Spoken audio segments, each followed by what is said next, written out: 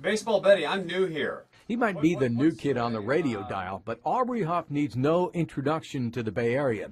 If you don't remember his stellar 2010 season with the Giants, you'll certainly remember this.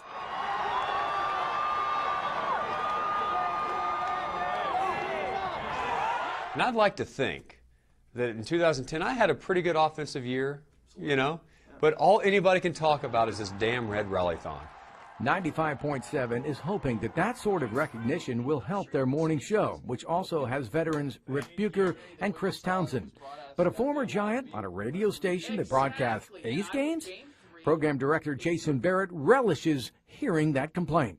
We're not trying to be a station that's catered to just one segment of the audience. I know that's how the market was built. We don't believe that long term you can thrive that way. You've got to, you know, there's 7 million people here. Why would we not want to appeal to both? That's all I do because I'm allergic to that weight room. At first, when we talked to him, he didn't want to come in. He thought, no, there's no way I'm doing morning. And I called the agent. I said, look, you got to get him in this building. I'm telling you, if he comes in this building, it'll change. High drive to right. I didn't really know what to do with my life after baseball. I was that guy in baseball where I thought, you know, as I'm playing, God, all this travel, all the grind of the season, I can't wait to retire and do nothing the rest of my career. Sounds good in theory, but after taking a year off and I'm getting into that mode where you're just kind of staring at the walls like, what am I doing? I'm 37, I'm not dead. I got to do something. And what better place to start than talk radio? He wasn't the Giants' most loquacious player, but often the most insightful. It irritated him that the media was always there just kind of hanging out. And so he would find different ways to sort of spoof them.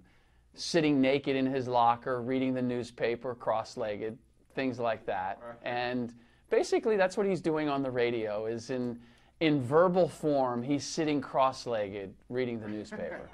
Typically, I wasn't a guy when I played that was always into the media. You know, kind of, get out of here, guys. You know, this is our clubhouse. I was that guy. Now I'm on that side. So it's interesting I'm doing this job now. I'm getting quite a lot of flack from a lot of ex-teammates and stuff doing this. Outside of the 4 a.m. wake-up calls, Huff's biggest challenge with the new gig is finding a delicate yet credible way to criticize his former teammates. They want what? They want Hunter Pence money? Hunter Pence, we don't have to fly to Venezuela and monitor him. We don't have to make sure he's eating right. Just going into the clubhouse the other day, you want to be able to go in there and not feel like you're going to get worn out. But, yeah, I mean, this is a tough job because you do have to have some kind of constructive criticism because, you know, you can't have guys going out there and having a month full of slump going on and say, hey, everything's going to be okay. And reality is it's not going that well at the time. Look, it was one of the things that the Warriors said that they had to do in Game 1.